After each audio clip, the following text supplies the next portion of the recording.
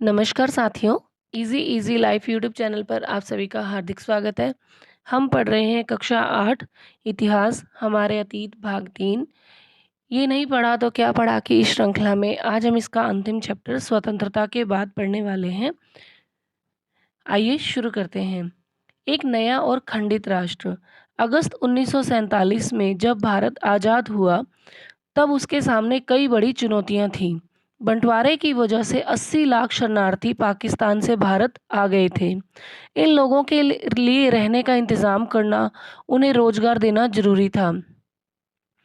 इसके बाद रियासतों की समस्या थी।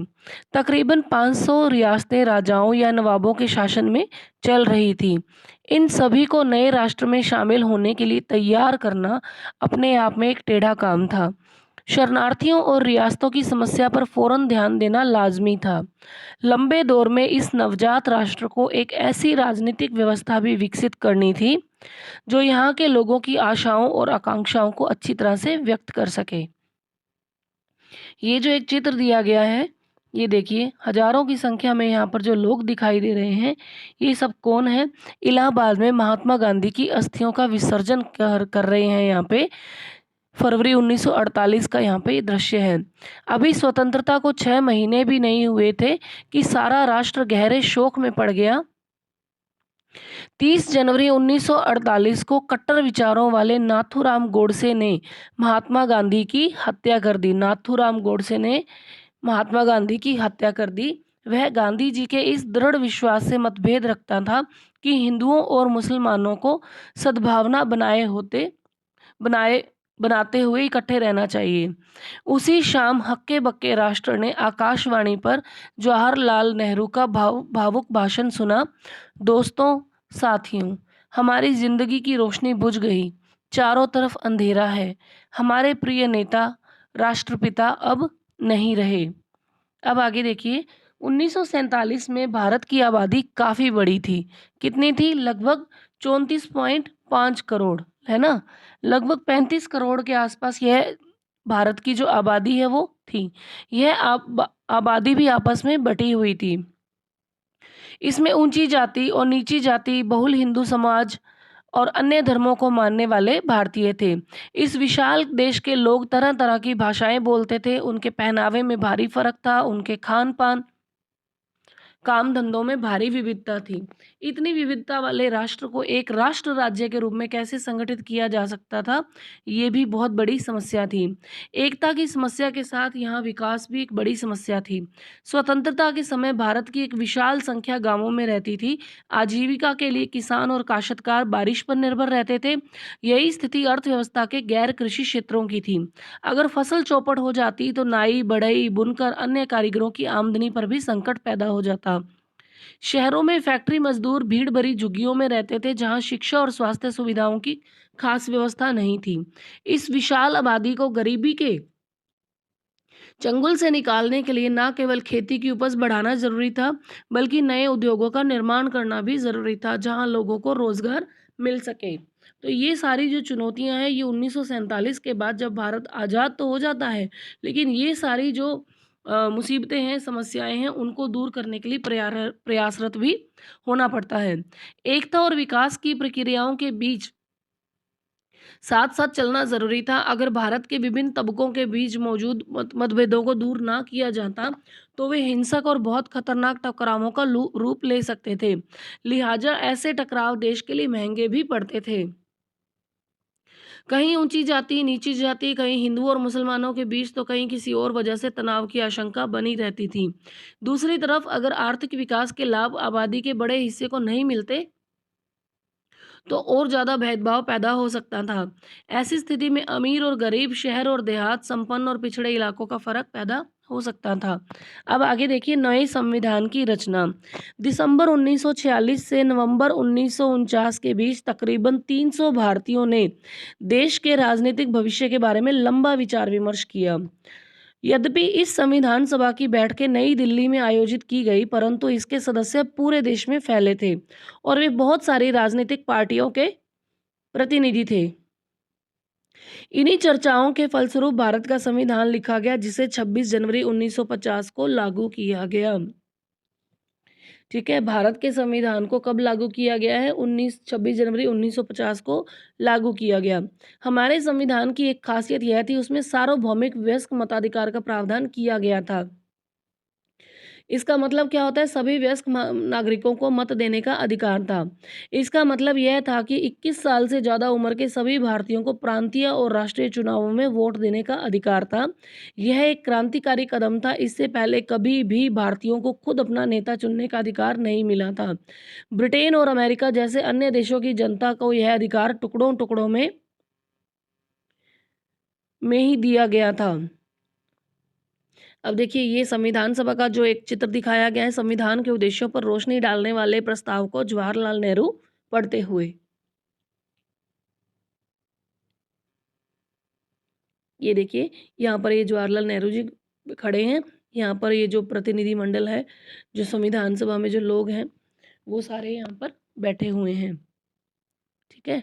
अब आगे देखिए, वहाँ सबसे पहले संपन्न पुरुषों को वोट देने का अधिकार था। ये अमेरिका और ब्रिटेन की बात की जा रही है कि वहाँ पर जब वोटिंग होती थी, तो सबसे पहले संपन्न पुरुषों को वोट देने का अधिकार मिला। फिर इसके बाद शिक्षित पुरुषों को भी मताधिकार दिया गया। मजदूर पुरुषों को काफ़ी लंबे संघर्ष के बाद यह अधिकार मिला और महिलाओं को सबसे अंत में मताधिकार दिया गया, वह भी लंबे जुझारू संघर्ष के बाद। इसके विपरीत भारत में आज़ादी के कुछ ही समय बाद ये फैसला ले लिया गया कि देश के सभी स्त्री पुरुषों को यह अधिकार दिया जाएगा, चाहे वो अमीर हो या गरीब, पढ़े लिखे हो या अनपढ़। संविधान की दूसरी विशेषता यह थी कि उसके तमाम जातियों, धर्मों या किसी तरह की पृष्ठभूमि से संबंध रखने वाले सभी नागरिकों को कानून की नज़र में समान माना गया। देखिए कितनी इंपॉर्टेंट लाइन है कि भारत में पहली चीज़, देश के सभी स्त्री पुरुषों को यह अधिकार दिया गया कि वो अमीर, गरीब, पढ़े लिखे या अनपढ़ कोई भी हो, 21 वर्ष की आयु से सभी ऊपर के व्यक्तियों को वयस्क मताधिकार दिया गया। दूसरी विशेषता ये थी कि तमाम जातियों, धर्मों, किसी भी तरह की पृष्ठभूमि से संबंध रखने वाले सभी नागरिकों को कानून की नज़र में समान माना गया। ठीक है, भारत के कुछ, ये दूसरी बात है इसमें, फिर भारत के कुछ लोग चाहते थे कि भारत की राजनीतिक व्यवस्था हिंदू आदर्शों पर आधारित हो और भारत को एक हिंदू राष्ट्र घोषित किया जाए। अपनी बात के समर्थन में उन्होंने पाकिस्तान का उदाहरण दिया कि जिसका गठन एक ही खास समुदाय मुसलमानों के हितों की रक्षा के लिए किया गया था। परंतु भारतीय प्रधानमंत्री जवाहरलाल नेहरू का स्पष्ट मत था कि हिंदू पाकिस्तान नहीं बन सकता और न ही बनना चाहिए। मुसलमानों के अलावा भारत में सिख और ईसाइयों की भी बड़ी संख्या थी। इसके अलावा पारसी, जैन और अन्य धर्मों के लोग भी थे। इन नए संविधान में इन सभी समुदाय के लोगों को भी वही अधिकार दिए गए जो अधिकार हिंदुओं को दिए गए थे, यानी पारसी, जैन, सिख, ईसाई, मुसलमान, है ना? इन सभी समुदायों को भी वही अधिकार दिए गए जो हिंदुओं को दिए गए थे। चाहे सरकारी या निजी क्षेत्र की नौकरियों का सवाल हो, कानून से संबंधित कोई मामला हो, सभी समुदायों के लोगों को वैसे ही अवसर देने का प्रावधान किया जैसे हिंदुओं को दिए जा रहे थे। संविधान की तीसरी विशेषता यह थी कि इसमें समाज के निर्धन और सबसे वंचित तबकों के लिए विशेष सुविधाओं की व्यवस्था करना था। ये भारत के सम्मान को कलंकित करने वाली छुआछूत के चलन को इसने खत्म कर दिया। ठीक है, यहाँ पर ये देखिए, छुआछूत की जो प्रथा थी उसको खत्म कर दिया है। अब तक हिंदुओं के मंदिरों में केवल ऊंची जातियों के लोग ही जाते थे, लेकिन अब उन्हें भी सब लोगों के लिए खोल दिया गया। जिन्हें अब तक अछूत माना जाता था, वे भी मंदिरों में जा सकते थे। एक लंबी बहस के बाद सरकार संविधान सभा ने यह संविधान सभा यह तय करती है कि विधायिका की कुछ सीटें सरकारी और नौकरियों में कुछ हिस्सा निचली जातियों के सदस्यों के लिए आरक्षित किया जाए। कुछ लोगों की दलील थी अछूत, जिन्हें उस समय हरिजन कहा जाता था, उम्मीदवारों के पास इतने अंक और शैक्षणिक योग्यता नहीं होती, वे भारतीय प्रशासनिक सेवा जैसी प्रतिष्ठित नौकरियों में जा सके। परंतु जैसा कि संविधान सभा के अध्यक्ष एच.जे. खांडेकर ने कहा था, देखिए, सॉरी, अध्यक्ष नहीं है, संविधान सभा के सदस्य एच.जे. खांडेकर ने कहा था, हरिजनों की अक्षमता के लिए ऊंची जातियां जिम्मेदार हैं। अपने सुविधा संपन्न सहकर्मियों को संबोधित करते हुए खांडेकर क्या कहते हैं? हमें हजारों साल तक दबाकर रखा गया है। आप लोगों ने हमें अपनी सेवा में लगाए रखा और इस कदर दबाया है कि अब न केवल हमारे मस्तिष्क और शरीर, बल्कि हमारा हृदय भी काम नहीं करता और न ही हम आगे बढ़ पाने में सक्षम हैं। भूतपूर्व अछूतों के साथ आदिवासियों या अनुसूचित जातियों को भी विधायिका में नौकरियों और आरक्षण में विधायिका और नौकरियों में आरक्षण दिया गया। अनुसूचित जातियों की तरह इन भारतीयों को भी वंचित रखा गया था और उनके साथ भेदभाव किया गया था। आदिवासी आधुनिक स्वास्थ्य सुविधाओं और शिक्षा से वंचित थे। उनका जमीन और जंगलों पर समुदाय से बाहर के ताकतवर लोगों का कब्जा होता जा रहा था। संविधान सभा से जो उन्हें नए अधिकार मिले, उनका उद्देश्य उस स्थिति में सुधार लाना था। अब देखिए, संविधान सभा के सदस्यों ने केंद्र और राज्य सरकारों की शक्तियों और अधिकारों के बंटवारे पर लंबी चर्चा की। कुछ लोगों का मानना था कि केंद्र के हित सबसे महत्वपूर्ण होने चाहिए। उनका मानना था कि केंद्र अगर मजबूत होगा तभी वह पूरे देश की उन्नति के लिए सोचने और योजना बनाने में सक्षम होगा। कई अन्य सदस्यों का मानना था कि राज्यों को ज़्यादा स्वायत्तता और आज़ादी मिलनी चाहिए। मैसूर के एक सदस्य का कहना था, मौजूदा व्यवस्था में लोकतंत्र दिल्ली में केंद्रित है और इसलिए बाकी देश में वह इसी भावना और अर्थ में साकार नहीं हो रहा है ना। अब ये देखिए, ये क्या गया है, हमें उन्हें सुरक्षा और अधिकार देने चाहिए।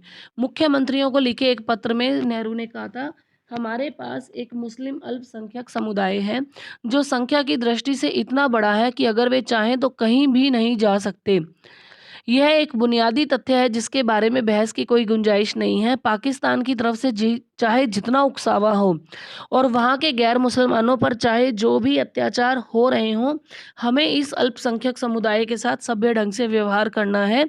हमें इस समुदाय को वही सुरक्षा और अधिकार देने होंगे जो किसी लोकतांत्रिक राज्य के नागरिकों को मिलते हैं। अब ये देखिए, मद्रास के एक सदस्य का आग्रह क्या था कि राज्य स्तर पर लोगों की कुशल क्षेम का प्रारंभिक भार प्रांतीय सरकारों के ऊपर होना चाहिए। मद्रास के सदस्य कहते हैं कि राज्य स्तर पर लोगों की कुशल क्षेम का प्रारंभिक भार प्रांतीय सरकारों के ऊपर होना चाहिए। इन मतभेदों को दूर करने के लिए, यानी कि अब कोई केंद्र के पक्ष में जा रहा है, कोई राज्यों के पक्ष में जा रहा है, प्रांतों के, तो यहाँ पर एक और इन्होंने बीच का रास्ता निकाला कि विभिन्न विषयों को 3 सूचियों में बांट दिया गया: केंद्रीय सूची, राज्य सूची और समवर्ती सूची। केंद्रीय सूची में कराधान, रक्षा और विदेशी मामलों को रखा गया। इंपॉर्टेंट लाइन है, ऐसे विषय जो केवल केंद्र सरकार के अधीन थे, यानी कि कराधान, रक्षा और विदेशी मंत्रालय, ये केंद्र के अंडर में आते थे। राज्य सूची में शिक्षा और स्वास्थ्य जैसे विषय लाए गए जिनकी जिम्मेदारी मुख्य रूप से राज्य सरकारों के ऊपर थी, ये राज्य सूची में आ गए। और समवर्ती सूची में किसे डाला गया है, फिर से देखिए, केंद्रीय सूची में कराधान, रक्षा और विदेशी मामले थे, केंद्र सरकार वाले।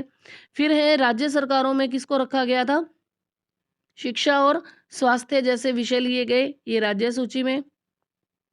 समवर्ती सूची में वन और कृषि आदि ऐसे विषयों को रखा गया जिसके बारे में केंद्र और राज्य दोनों सरकारें संयुक्त रूप से फैसला ले सकती थी। ठीक है, अब आगे देखिए, संविधान सभा के भाषा के सवाल पर बड़ी तीखी बहस हुई। अभी ये जो चित्र हम देख रहे हैं, ये है BR अम्बेडकर जी। अम्बेडकर जी को देखिए, ये हैं अम्बेडकर साहब यहाँ पर। ठीक है, ये जो चित्र है 1891 से 1956 तक का जो समय है, इनको लोग बाबा साहब के नाम से पुकारते थे। ये एक मराठी भाषी दलित परिवार से थे। डॉक्टर अम्बेडकर एक जाने माने वकील, अर्थशास्त्री थे। उन्हें दलितों का एक महान नेता और भारतीय संविधान का जनक माना जाता है। देखिए कितनी इंपॉर्टेंट लाइन है ये कि 1891 से 1956 तक इनका जो एक जीवन रहा है, इनको लोग बाबा साहब के नाम से जानते थे। मराठी भाषी दलित परिवार से थे। ये एक जाने माने वकील और अर्थशास्त्री थे, दलितों के महान नेता थे। संविधान सभा में भाषा के सवाल पर तीखी बड़ी बहस होती है। बहुत सारे लोगों का मानना था कि अंग्रेजों के साथ अंग्रेजी भाषा को भी विदा कर दिया जाना चाहिए। उनका कहना था कि अंग्रेजी की जगह हिंदी को अपनाया जाना चाहिए, लेकिन जो लोग हिंदी नहीं बोलते थे उनकी अलग राय थी। संविधान सभा में बोलते हुए टीटी कृष्णामाचारी, ये राजस्थान में रियासतकालीन व्यक्ति होते हैं। फिर ये टीटी कृष्णामाचारी कहते हैं, दक्षिण के लोगों की ओर से चेतावनी देते हुए कहते हैं कि अगर उन पर हिंदी थोपी गई तो वहाँ के बहुत सारे लोग भारत से अलग हो जाएंगे। इस विवाद से बचने के लिए फिर आखिरकार बीच का रास्ता निकाला गया। संविधान निर्माताओं ने हिंदी को भारत की राजभाषा का दर्जा दिया, जबकि अदालतों, सेवाओं, विभिन्न राज्यों के बीच संचार आदि के लिए अंग्रेजी के इस्तेमाल का फैसला किया गया। तो आज हिंदी हमारे भारत की राजभाषा है, लेकिन अदालतों का जो सेवाएं हैं उनका और विभिन्न राज्यों के बीच में जो कम्युनिकेशन होता है उसके लिए अंग्रेजी का इस्तेमाल का फैसला दिया गया। संविधान की रचना में बहुत सारे भारतीयों ने योगदान दिया था। इसमें सबसे महत्वपूर्ण योगदान संभवतः डॉक्टर बी आर अम्बेडकर का था, जो संविधान सभा की प्रारूप समिति के अध्यक्ष थे, जिसके नेतृत्व में दस्तावेज को अंतिम रूप दिया गया था। संविधान सभा के सामने अपने आखिरी भाषण में डॉक्टर अम्बेडकर ने कहा था, राजनीतिक लोकतंत्र के साथ साथ सामाजिक लोकतंत्र भी जरूरी है। अम्बेडकर साहब क्या कहते हैं? ये कहते हैं कि राजनीतिक लोकतंत्र के साथ साथ आर्थिक और सामाजिक लोकतंत्र भी जरूरी है। यदि लोगों को वोट डालने का अधिकार दे दिया जाता है तो इससे अमीर गरीब और ऊंची और नीची जातियों का फासला अपने आप खत्म नहीं होगा। नए संविधान के साथ भारत अंतर्विरोधों के एक नए युग में प्रवेश करने जा रहा है। राजनीति में हमारे पास समानता होगी और सामाजिक और आर्थिक जीवन में हम असमानता की राह पर चलेंगे। राजनीति में हम एक व्यक्ति, एक राष्ट्र, या एक वोट और एक मूल्य के सिद्धांत का पालन करेंगे, जबकि इसके विपरीत अपनी सामाजिक और आर्थिक संरचना के फलस्वरूप हम सामाजिक आर्थिक जीवन में एक व्यक्ति एक मूल्य के सिद्धांत का निषेध करते रहेंगे। कितनी कॉम्प्लिकेशन सी होने जाने वाली थी आगे आगे, जो मुश्किलें आ रही थी पूरे राष्ट्र को इकट्ठा करने के लिए। अब राज्यों का गठन कैसे किया जाए? 1920 के दशक में स्वतंत्रता संघर्ष की मुख्य पार्टी भारतीय राष्ट्रीय कांग्रेस ने आश्वासन दिया था कि जैसे ही देश आज़ाद हो जाएगा, प्रत्येक बड़े भाषाई समूह का अपना अलग प्रांत होगा। ये घोषणा कौन करती है? भारतीय राष्ट्रीय कांग्रेस करती है, आश्वासन देती है कि जब देश आज़ाद हो जाएगा तब बड़े भाषाई समूह का अपना अलग प्रांत होगा। आज़ादी मिलने के बाद कांग्रेस ने इस आश्वासन को पूरा करने के लिए कोई कदम नहीं उठाया, क्योंकि भारत धर्म के आधार पर बढ़ चुका था। इसलिए महात्मा गांधी की तमाम इच्छाओं के और प्रयासों के बावजूद यह स्वतंत्रता एक राष्ट्र को नहीं बल्कि दो राष्ट्रों को मिल रही थी। देश विभाजन के फलस्वरूप हिंदुओं और मुसलमानों के बीच हुए भीषण दंगों में 10 लाख से ज़्यादा लोग मारे गए। ऐसे में यह चिंता स्वाभाविक थी कि क्या अब हमारा देश भाषा के आधार पर इस तरह के और बंटवारे झेल सकता है? प्रधानमंत्री जवाहरलाल नेहरू और उप प्रधानमंत्री वल्लभ भाई पटेल दोनों ही भाषा के आधार पर राज्यों के गठन की नीति के विरोधी थे। विभाजन के बाद नेहरू ने कहा था कि उपद्रवकारी प्रवृत्तियां सिर उठा रही हैं, जिन पर अंकुश लगाने के लिए राष्ट्र को शक्तिशाली और एकजुट होना चाहिए। जबकि वरना जैसा कि पटेल साहब कहते हैं, इस समय भारत की पहली और आखिरी जरूरत है कि एक राष्ट्र बना जाए। और वास्तव में स्थिति ऐसी ही थी कि हर भाषाई आधार पर कोई भी स्टेट बना पाना बहुत मुश्किल था। पहली ज़रूरत ये थी कि संविधान सभा को जो लग रही थी कि हमें एक राष्ट्र बनाना चाहिए। राष्ट्रवाद को बढ़ावा देने वाली हर चीज़ आगे बढ़नी चाहिए, उसके रास्ते में रुकावट डालने वाली हर चीज़ को खारिज किया जाना चाहिए। हमने यही कसौटी भाषाई प्रांतों के सवाल पर भी अपनाई है और इस कसौटी के हिसाब से हमारी राय में इस मांग को समर्थन नहीं दिया जा सकता। अब ये देखिए आगे हमें एक व्यक्ति दिखाई दे रहे हैं, इनका नाम है श्री रामुलु।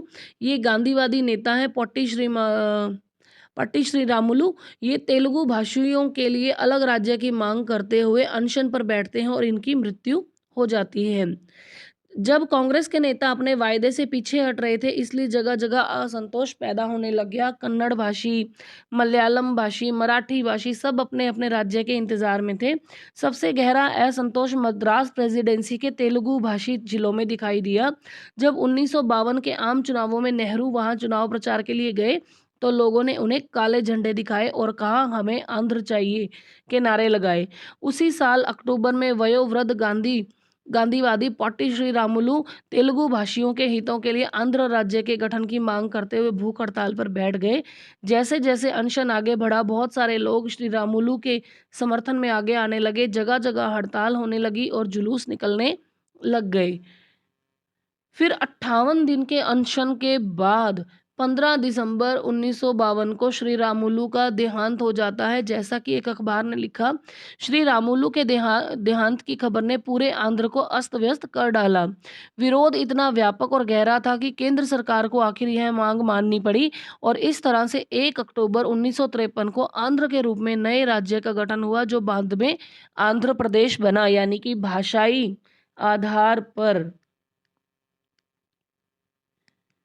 भाषाई आधार पर जो राज्य बना है, एक नए राज्य का जो गठन हुआ या जो पहला राज्य बना था वो कौन सा था? ये हमारा आंध्र प्रदेश बनता है।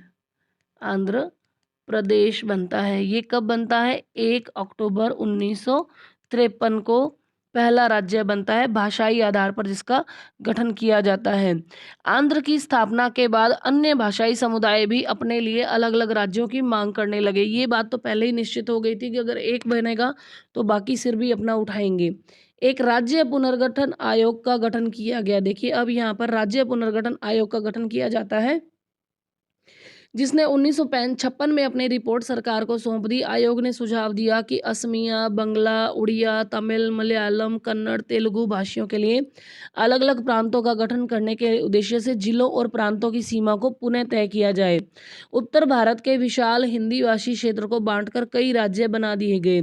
कुछ समय बाद 1960 में बम्बई प्रांत को मराठी और गुजराती भाषी दो अलग राज्यों में बांट दिया, यानी कि महाराष्ट्र और गुजरात का जन्म हुआ। फिर 1966 में पंजाब का विभाजन हुआ और हरियाणा को अलग करके राज्य के रूप में मान्यता दे दी गई। पंजाब में पंजाबी भाषियों जिसमें से ज़्यादातर सिख थे और हरियाणा में हरियाणवी या हिंदी बोलने वालों की बहुतायत थी। तो इस तरह से हमारे सामने और भी अलग-अलग नए-नए भाषाई राज्य सामने आ जाते हैं। अब ये देखिए, ये जो चित्र दिया गया है ये 14 अगस्त 1947 से पहले भारतीय प्रांत और रियासतें हैं। कौन सा इसमें देखिए हमने इस मैप को पहले भी देखा हुआ है कि इसमें कौन से ब्रिटिश भारत में हैं और कौन से इसमें रियासतें हैं। देखिए ये जो पिंक कलर में जो दी गई हैं ये जो अखंड भारत जो उस वक्त था हमारा, ये जो बलूचिस्तान और जो क्षेत्र है ये रियासत थी। गिलगित, जम्मू कश्मीर ये हमारी एक रियासतें थी यहाँ पर, ठीक है। इधर से ये जो दीव, दमन, ये राजस्थान, गुजरात और मध्य प्रदेश का क्षेत्र है। अजमेर, मेरवाड़ा, राजपूताना, ये भावलपुर, ये सारी रियासतें हैं। और ये जो येलो येलो पार्ट में हमें जितना भी दिखाई दे रहा है, जैसे संयुक्त प्रांत जिसे हम यूपी कहते हैं, वर्तमान में बनारस है, बिहार है, कूच बिहार, बंगाल, खासी स्टेट्स, असम, और ये सब जो हैं इधर देखिए ये मद्रास का जो क्षेत्र है ना, ये बम्बई का है, नागर हवेली है, केंद्रीय प्रांत है, ये दिल्ली है, रामपुर है, पंजाब है, ये सब ब्रिटिश भारत में थे। ये पहले का नक्शा दिया गया है। अब देखिए ये जो नक्शा अब हमारे सामने आता है ये भूतपूर्व रियासतें हैं और अन्य राज्य हैं। यानी कि ये जो ब्रिटिश प्रांत था वो तो राज्यों में ही बँट गया था, यानी कि बाद में इसके राज्यों के रूप में गठन हो गए, और जो रियासतें हैं उनको भी ब्रिटिश प्रांत में सॉरी जो नए स्टेट्स बन रहे थे उनमें शामिल किया जा रहा था। देखिए पाकिस्तान का अब जो क्षेत्र है वो पूरा एक अलग ही हो गया है। यहाँ देखिए ये जो सारा क्षेत्र है ये पाकिस्तान में चला गया है, जिसमें हमने हमने देखा था बलूचिस्तान, बहावलपुर, मीरपुर, खैरपुर, ये सब रियासतें जो हैं ये पाकिस्तान में चली जाती हैं। और ये देखिए ये जो हिस्सा जिसके बारे में हमने पिछले चैप्टर में भी बात की थी, ये जो हिस्सा था पूर्वी बंगाल का, जिसका बंगाल का जो विभाजन हम 1905 में देखते हैं, है ना, ये हिस्सा जो है ये भी यहाँ पर पाकिस्तान को दे दिया गया। जबकि देखिए इनका कहीं से इंटरकनेक्टिविटी है, यहाँ से कोई कैसे पूर्वी पाकिस्तान में आ सकता है। खैर ये बाद में फिर इसके लिए विद्रोह होता है, यहाँ के जो लोग हैं वो भी विद्रोह करते हैं और फिर ये एक नए देश के रूप में उभर कर आता है, बांग्लादेश के रूप में। खैर आगे देखिए, जब रियासतों के शासक भारत अथवा पाकिस्तान से जुड़ने के लिए मान गए या फिर हरा दिए गए तो उनकी रियासतें खत्म हो गई और 31 अक्टूबर 1956 तक ऐसी कई रियासतों को प्रशासनिक इकाइयों के रूप में बनाए रखा गया था। इसलिए 1947 से 48 और 31 अक्टूबर 1956 की अवधि की 1956 की कलावधि के लिए इन्हें भूतपूर्व रियासत कहा गया है। अब देखिए ये जो नक्शा दिया गया है ये 1 नवंबर 1956 से पहले का भारतीय राज्य है। और ये देखिए अब हमारे सामने जो एक नया नक्शा जो हम देखते हैं ये वो है जो कंप्लीट भारत का नक्शा है और जिसमें पाकिस्तान का और जो अन्य राष्ट्र है वो अलग दिखाई दे रहे हैं। अब यहाँ पर देखिए ये जो नक्शा अब हम देख रहे हैं ये हमारे स्वतंत्रता के बाद का है। 1975 में जो भारतीय राज्य दिखाई दे रहे हैं ये तत्कालीन 1975 के समय का नक्शा है, जिसमें ये हमारी जो भौगोलिक दशाएं हैं, जो सीमाएं हैं, यहाँ से यहाँ तक है ना, ये सारा हमारा अखंड भारत हम देखते हैं, ठीक है। ये सब यहाँ तक ये पूर्वोत्तर के राज्य आ गए। और ये देखिए ये 1973 में बांग्लादेश जो है एक नया राष्ट्र बन जाता है, पाकिस्तान से अलग हो जाता है। ठीक है? अब देखिए ये जो एक चित्र बनाया गया है, महानदी के पानी को रोकने के लिए बनाया गया पुल है। स्वतंत्र भारत में पुल और बांध विकास का प्रतीक बन गए थे। ठीक है? अब राज्य क्या था? राज्य सरकार से संबंधित है। राज्य शब्द का यह अर्थ देश के विभिन्न राज्यों या प्रांतों से नहीं है, ये सरकार से संबंधित है। अब है विकास की योजनाएं बनाना। भारत और भारतीयों को गरीबी से मुक्त करने और आधुनिक तकनीकी और औद्योगिक आधार निर्मित करना भारत का एक बड़ा लक्ष्य था। 1950 में सरकार ने आर्थिक विकास के लिए नीतियां बनाने और उसको लागू करने के लिए एक योजना आयोग का गठन किया। 1950 में योजना आयोग का गठन होता है।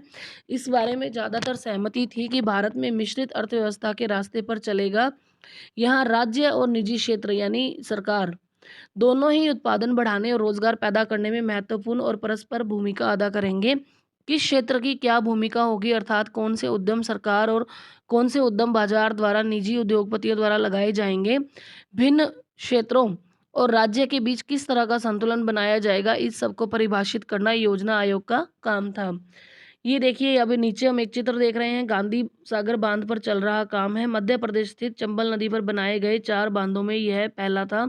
इसका निर्माण 1960 में हुआ था। ये गांधी सागर बांध है देखिए, जिसका निर्माण कार्य चल रहा था। अब देखिए कि कौन से उद्योग सरकार द्वारा और कौन से उद्योग बाजार द्वारा यानी निजी उद्योगपतियों द्वारा लगाए जाएंगे, भिन्न क्षेत्रों और राज्यों के बीच में किस तरह का संतुलन बनाया जाएगा, इन सबको परिभाषित करने का कार्य किसका था? योजना आयोग का था। 1956 में दूसरी पंचवर्षीय योजना तैयार की गई। इस योजना में इस्पात जैसे भारी उद्योगों और विशाल बांध परियोजनाओं पर सबसे ज़्यादा काम किया गया।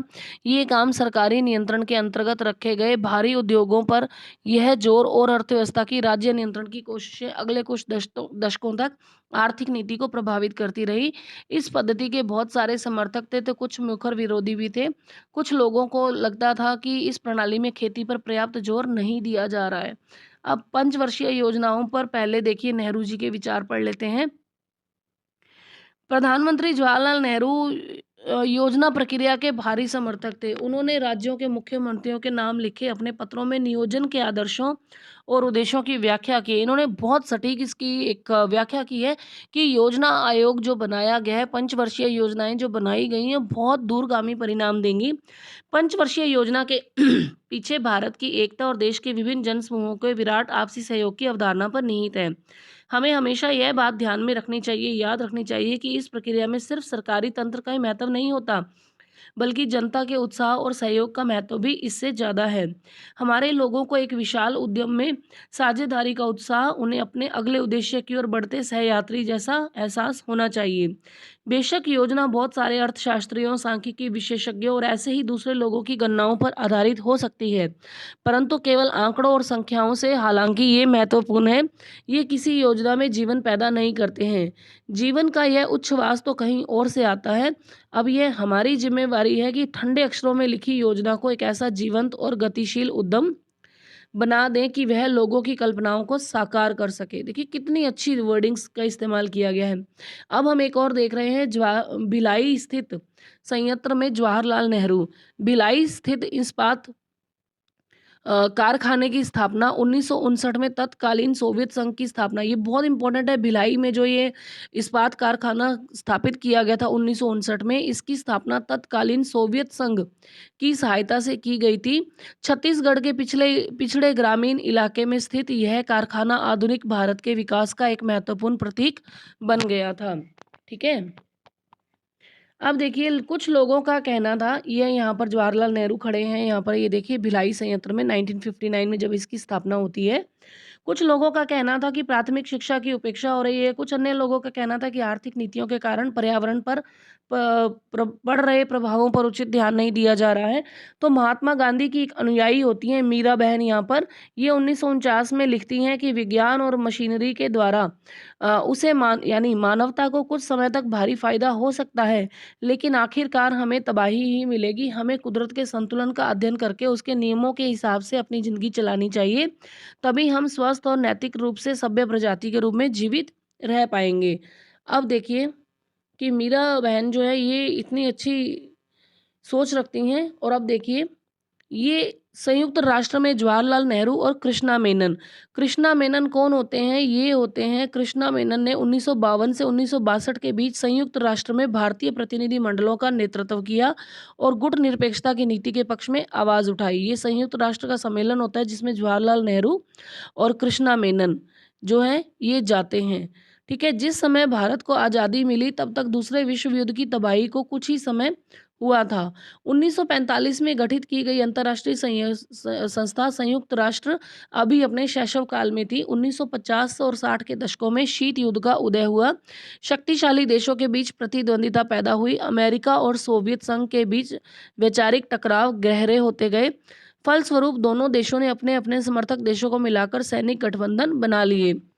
यह वही समय था जब औपनिवेशिक साम्राज्य ध्वस्त हो रहे थे और बहुत सारे देश स्वतंत्रता प्राप्त कर रहे थे।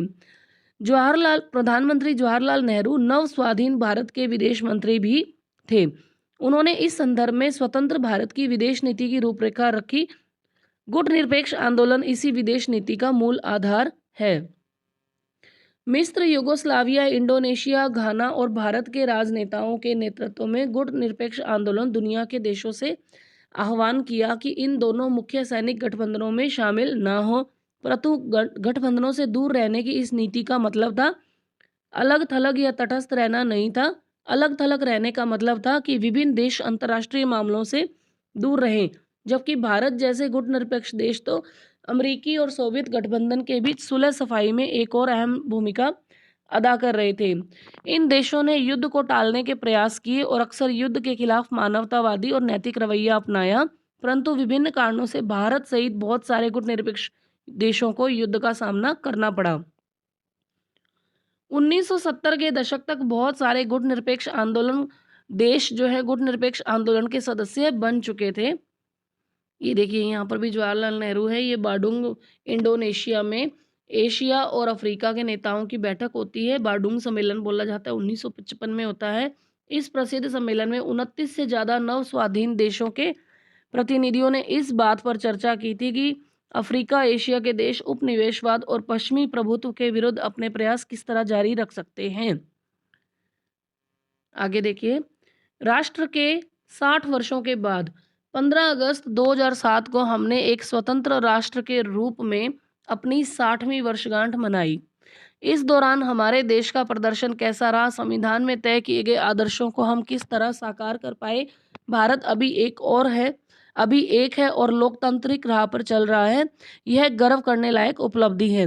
बहुत सारे विदेशी प्रेक्षकों का मानना था कि भारत एक देश के रूप में ज़्यादा समय नहीं टिक पाएगा। उन्हें लगता था कि भारत का प्रत्येक क्षेत्र, भाषाई समूह अपने अलग अलग राष्ट्र की मांग करता रहेगा और उसके टुकड़े टुकड़े हो जाएंगे। कुछ विशेषज्ञों को लगता था भारत सैनिक शासन के कब्जे में आ जाएगा, परंतु ये सारी आशंकाएं निर्मूल साबित हुई। आज़ादी से अब तक 13 आम चुनाव हो चुके हैं और राज्यों तथा स्थानीय निकायों के लिए सैकड़ों चुनाव हो चुके हैं। हमारे यहाँ स्वतंत्र प्रेस है, एक स्वतंत्र न्यायपालिका है। इसके अलावा यहाँ के लोगों की भाषाई विविधता या धार्मिक विविधता भी राष्ट्रीय एकता की राह में आज भी रुकावट नहीं बन पाई है। परंतु दूसरी ओर यह भी सच है कि आज भी हमारे देश में गहरे मतभेद बने हुए हैं। संवैधानिक गारंटियों के बावजूद अछूत समुदाय या जिन्हें अब दलित कहा जाता है, आज भी हिंसा और भेदभाव से जूझ रहे हैं। ग्रामीण भारत के बहुत सारे मेगा भागों में आज भी वे साझा जल स्रोतों, मंदिरों, मैदानों और अन्य सार्वजनिक स्थानों का इस्तेमाल नहीं कर सकते हैं। संविधान में दिए गए धर्मनिरपेक्ष आदर्शों के बावजूद बहुत सारे राज्यों में विभिन्न धार्मिक समूहों के बीच कई बार टकराव हो चुके हैं और सबसे परेशानी की बात यह है कि इस बीच अमीर और गरीब का फासला लगातार बढ़ गया है। भारत के कुछ भागों में कुछ समूहों को आर्थिक विकास से बहुत फायदा हुआ है। वे आलीशान घरों में रहते हैं, महंगे रेस्टोरेंट्स में खाना खाते हैं, बच्चों को महंगे निजी स्कूलों में भेजते हैं और विदेशों में छुट्टियों पर बेहिसाब पैसा उड़ाते हैं। दूसरी ओर आज भी बहुत सारे जो लोग हैं गरीबी रेखा से नीचे हैं। शहरी झुग्गी बस्तियों या बंजर देहात में ऐसे रहने वाले ऐसे बहुत सारे लोग अपने बच्चों को स्कूल भी नहीं भेज पाते। ये देखिए, ये बम्बई स्थित धारावी दुनिया की सबसे बड़ी झुग्गी बस्तियों में से एक है। इसके दूर वाले सिरे पर आप गगनचुंबी इमारतें देखिए, ये इधर वाला जो क्षेत्र है, इस फोटो को एनलार्ज करिए, ये धारावी की बस्ती है। और यहाँ इस तरफ मुंबई में बड़ी-बड़ी जो बिल्डिंग्स हैं, कई मंजिला इमारतें हम देख पा रहे हैं, है ना? तो ये एक फ़र्क है गरीबी और अमीरी का। हमारा संविधान कानून की नज़र में सबको बराबर मानता है, लेकिन असली ज़िंदगी में कुछ भारतीय औरों के मुकाबले ज़्यादा बराबर हैं। स्वतंत्रता के समय तय की गई कसौटियों के हिसाब से देखें तो भारतीय गणतंत्र बहुत बड़ी सफलता का दावा तो नहीं कर सकता, लेकिन सच ये भी है कि वो इस दावे में विफल भी नहीं हुआ है। अब देखिए अन्यत्र, श्रीलंका में उस समय क्या स्थितियाँ चल रही थी देखिए, 1956 में जिस समय भारत में भाषा के आधार पर राज्यों का पुनर्गठन किया जा रहा था, उस समय श्रीलंका तत्कालीन जिसे सिलोन कहा जाता था, यहाँ की संसद ने एक कानून पर पारित करके सिंहला भाषा को देश की श्रीलंका की राजभाषा का दर्जा दे दिया। सिंहला भाषा, इस कानून के जरिए सिंहला भाषा को सभी सरकारी कॉलेजों, सरकारी परीक्षाओं, अदालतों की भाषा बना दिया गया। श्रीलंका के उत्तर में रहने वाले तमिल भाषी अल्पसंख्यकों ने इस नए कानून का विरोध किया। एक तमिल सांसद ने कहा कि जब आप मुझसे मेरी भाषा छीन लेते हैं, तो आप मेरा मुझसे सब कुछ छीन लेते हैं। एक और नेता ने चेतावनी दी, अगर आप सिलोन को बांटना चाहते हैं, निश्चिंत रहिए, मैं आश्वासन देता हूं कि आपको एक विभाजित सिलोन ही मिलेगा। सिंहला भाषी एक विपक्षी सदस्य ने कहा था, अगर सरकार अपना रुख नहीं बदलती है तो और इस कानून पर अड़ी रहती है, तो इस छोटे से देश में दो टूटे फूटे रक्त रंजित देश भी पैदा हो सकते हैं। पिछले कई दशकों से श्रीलंका में गृह युद्ध चल रहा है, जो इसी कारण पैदा हुआ था कि वहाँ के तमिल भाषी अल्पसंख्यकों पर सिंहला भाषा थोपी जा रही है। और एक अन्य देश, दक्षिण एशियाई देश पाकिस्तान भी इसलिए दो टुकड़ों में बट गया था क्योंकि पूर्वी पाकिस्तान के बांग्ला भाषी लोगों को लगता था कि पाकिस्तान में उनकी भाषा को दबाया जा रहा है। इसके विपरीत भारत एकीकृत राष्ट्र के रूप में कायम रहा है। कुछ हद तक इसलिए था क्योंकि यहाँ बहुत सारी क्षेत्रीय भाषाओं को फलने फूलने का मौका दिया गया। अगर हिंदी को उसी तरह दक्षिणी भारत पर थोप दिया जाता, जिस तरह पूर्वी पाकिस्तान पर उर्दू या उत्तरी श्रीलंका पर सिंहला भाषा को थोप दिया गया, तो शायद भारत भी गृह युद्धों में उलझकर रह जाता, बिखर जाता। जवाहरलाल नेहरू और सरदार पटेल की आशंकाओं को निर्मूल साबित करते हुए भाषाई राज्यों ने भारत की एकता के लिए कभी खतरा पैदा नहीं किया, बल्कि उन्होंने इस एकता को और एक गहराई दी। इससे पता चलता है कि जब एक बार अपनी भाषा के दबने का भय खत्म हो जाता है, तो विभिन्न भाषी समूह एक विशाल राष्ट्र के अंग के रूप में सहज आगे बढ़ने लगते हैं।